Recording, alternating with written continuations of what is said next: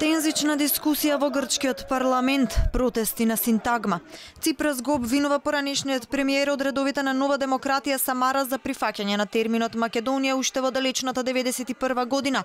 Мицотакис пак вели дека ќе ја блокира идната Северна Македонија на патот кон Европската унија. Во меѓувреме демонстрации пред собранието се очекува протестите да траат цела ноќ.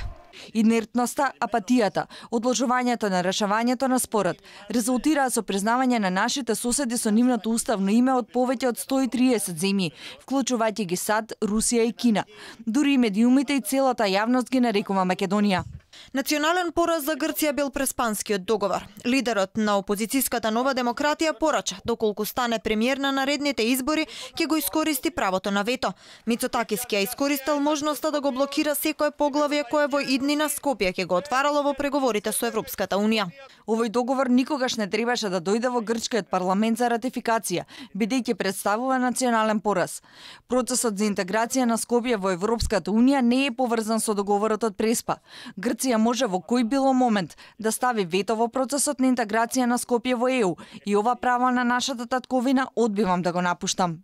Иако дводневната тензична дискусија се очекуваше да заврши вечерва, никој не се повлекува, а конфронтациите меѓу владеачката Сириза и опозицијата стануваат се пожестоки.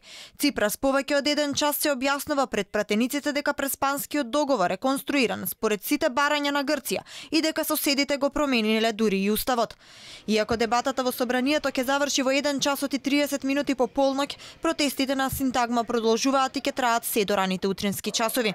Заменик председател на грчкиот парламент веќе објави дека ратификацијата ќе биде завршена утре заклучно со гласање во 14 часот и 30 минути.